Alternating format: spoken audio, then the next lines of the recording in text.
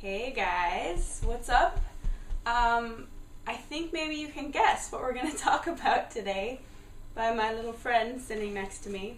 I figured, a lot of people know how to pack a bag, but I figured I'd give you guys some tips on things to pack that maybe you wouldn't otherwise think of, and maybe how to pack them. Because I think, obviously if you've been backpacking before, then you pretty much have a pretty good idea of what to do. But if you haven't, then maybe you have absolutely no idea and you're just used to like suitcase packing, which is completely different. So, of course you can take a suitcase, like little rolly ones and stuff, but they're kind of a pain in the butt. Like, I personally think that, but you want to, I don't know, I like having my hands free, and, if you're going to go backpacking, maybe you should have a backpack, or else you should just call it suitcasing. I don't know. But we found some pretty groovy backpacks. Dodger and I have the same one. They're actually made for women. And then Jared and my brother have the same one. We didn't do that on purpose. That just happened to be the one that we all liked. Like, if you're going to buy a good backpack, which, get a good one. Don't go for the cheapest one because it will fall apart. And we met plenty of people that had like duct tape all over their bags. And it's really not fun to try and carry something on your back when there's like broken straps and everything. But you don't have to get the most expensive one either.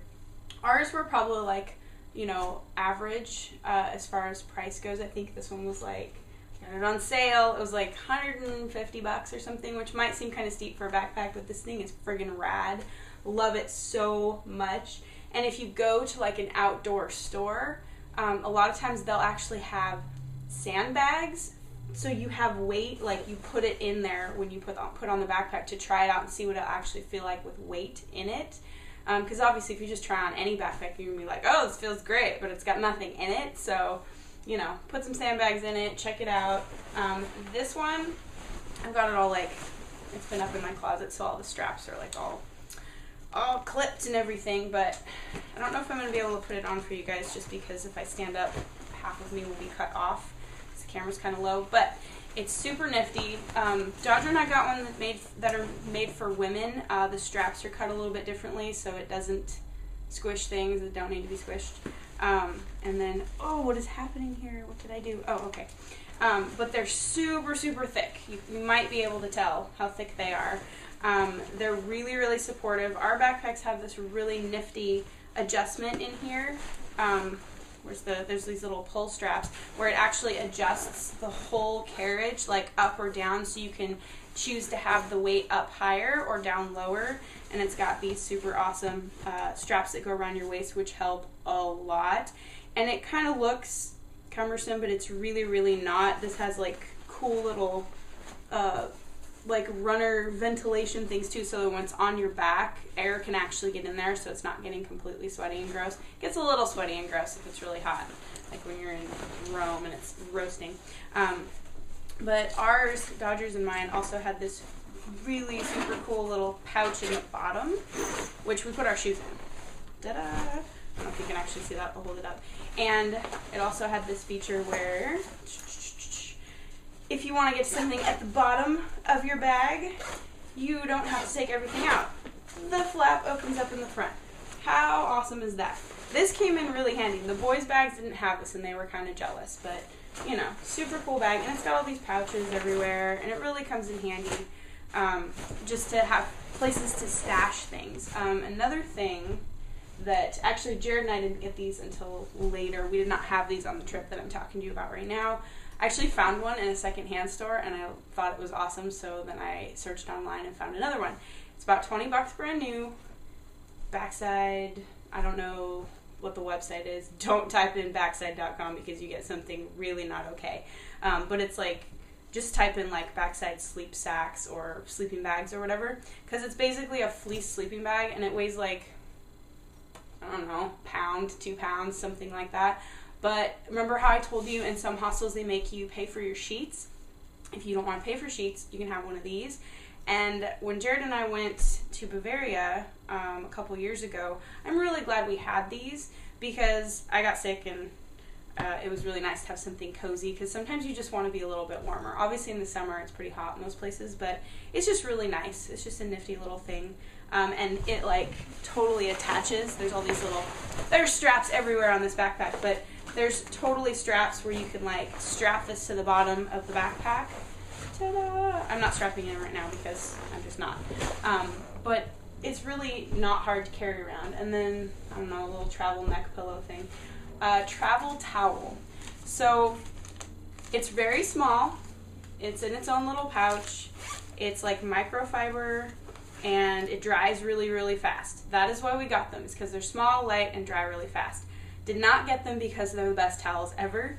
If you are going to be staying put for a few days at a time on your trip, just take a regular towel if you have the room for it, because these things are great for what they are, but it's not a real towel. And when you get a chance to use a real towel after using these things, it's so nice, because these things, you don't like dry yourself. You like pat yourself dry, and it becomes really annoying. You just want to like dry your face off or dry your hair. I mean, it's, I don't know. But if you need something that dries really quickly, then get one of these. I don't remember how much they are, but if you get one, wash it a bunch of times before you take it, or you're going to have, like this one's blue. We had blue fuzz all over us, like the first few times we used it. So those are like special little travel things. I also invested in a travel alarm clock, because you should have an alarm clock if you need to get up at specific times to catch trains, like 6 a.m. trains to Prague. And just for whatever, and I got one that has a vibrating setting to it so that it'll actually shake. You can stick it under your pillow, and it shakes enough to where it wakes you up, but then it doesn't wake up everybody else in your room if you're staying in a big room with strangers and stuff. It's really a pretty courteous thing to have. And what other nifty travel things? Oh, I think there's soap. I think that's laundry soap that I have in this little pouch. Laundry soap is a pretty important thing. So if you can find little like travel packets of laundry soap, because the idea, obviously, when you're backpacking, is to not take normal sizes of things. But if you're going to be gone for a couple months, you don't want to just take tiny travel bottles of everything either. You need to have enough. You probably are going to be doing laundry while you're gone, and so maybe take a clothesline or something that works as a clothesline. As far as clothes go, that all depends on where you're going to be going. We were spanning quite a few different climates while we were gone, because we were gone for like 2 months, and you know, we started, it was in the summer, but we started in Portugal in the Mediterranean where it was really, really hot, and we ended in the British Isles where it was really, really cold. So we needed to bring a lot of different things. Layers are probably the best thing, instead of bringing like a big heavy jacket or something, unless you're going to be there in the winter where it's really cold and snowing. Bring layers so that you can create like heavier type, I don't know, just more warmth instead of a big bulky jacket that you have to carry around. Basically, you're going to be carrying everything with you everywhere you go. Well, not when you're sightseeing, you lock it up and everything. But if you don't want to carry it, if it's going to be annoying because it's really bulky, then probably don't bring it. And don't overpack, because you can always do laundry. If you're going to only be gone for a couple weeks, you're probably not going to do laundry. But a lot of people tend to just overpack because they want to be prepared, and things somehow get bigger. Everybody knows this, I think. When you go places, when you travel, you pack your suitcase and it's all great, everything fits, and then when you try to come home, nothing fits in your bag, and you have like all these extra bags. Like, I don't understand, it all fit when I got there, but I swear things just like expand and get bigger. So just keep that in mind. Maybe pack and leave a bit of space, because you're probably going to get some souvenirs while you're gone too. Other things, I made a little cheat sheet of things because there's so many details. Bring flip-flops for the shower. Some places are plenty clean, but I'm just kind of paranoid about foot things anyway, so I just recommend just bring a pair of flip-flops always, even if it's in the winter, just at least for the shower. And then if you're going someplace in the summer and you want to go to the beach, then you have flip-flops for the beach. So just a lot easier to keep clean if you're going to be around sand, and you know, they dry off pretty quickly if you're going to be wearing them in the shower. Bring comfortable shoes. You're going to be walking a lot. Even if you are renting cars or taking public transportation, you're still going to be walking a lot, you know, through airports, whatever, sightseeing. So bring shoes that you know are comfortable, that aren't going to make your feet hurt or your back hurt. Do not bring brand new shoes that are not broken in. Oh my goodness, that is the worst thing ever. But on that note, bring Band-Aids in case you get blisters. I made like a little first aid kit for us that had like, you know, like rubbing alcohol, antiseptic, something like that, and Band-Aids, and, you know, just little things we might need in case one of us cuts themselves, which, of course, we all needed it at one point, because I stepped on glass, my brother got blisters, Dodger got blisters, and a spider bite or something, so it's really helpful to have Band-Aids with you.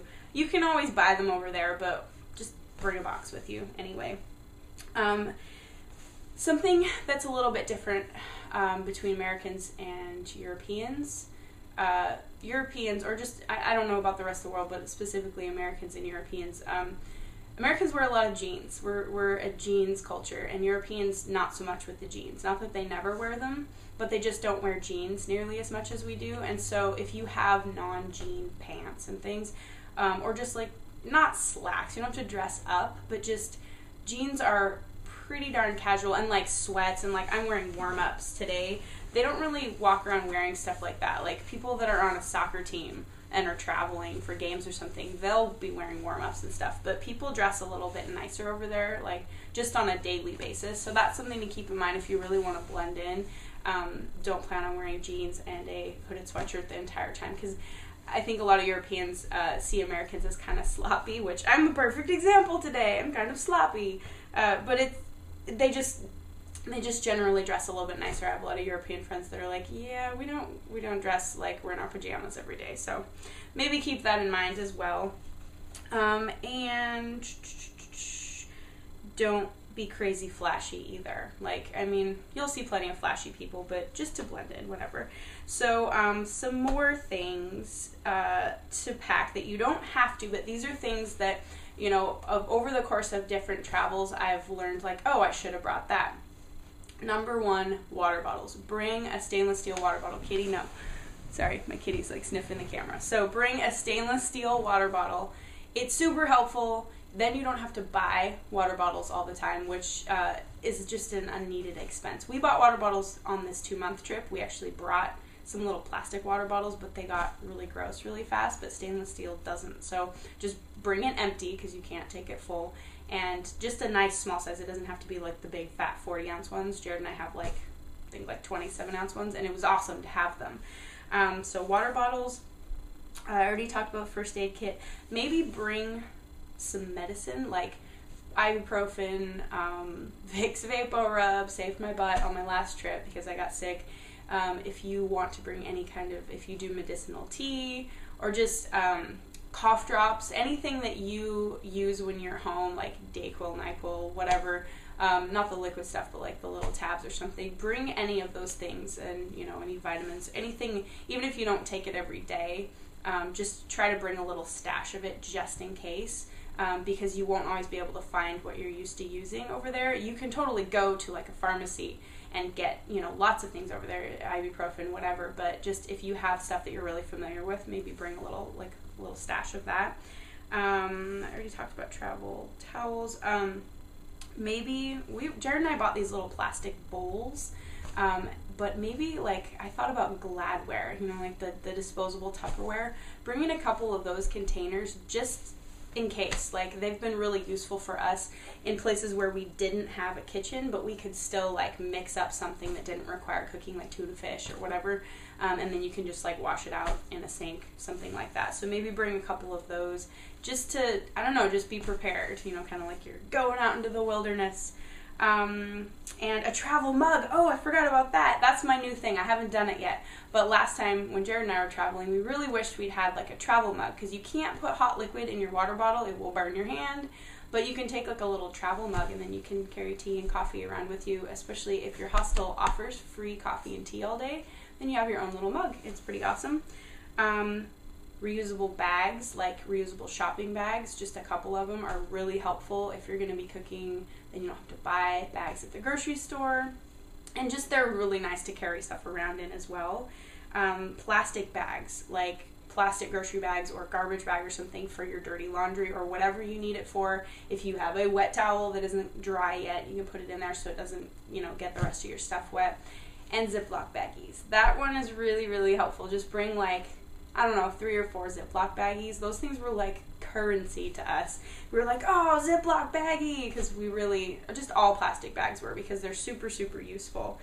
And as far as food goes, if there are any spices that you want to bring, I think we just brought salt and pepper on that first one, but next time I'll bring like cinnamon and, you know, just a couple other things just so that you have it already. You don't have to, but that's me, because we cook a lot when we're traveling. But yeah, those are just a few things that might be helpful for you guys, things that we use that maybe you want to try out.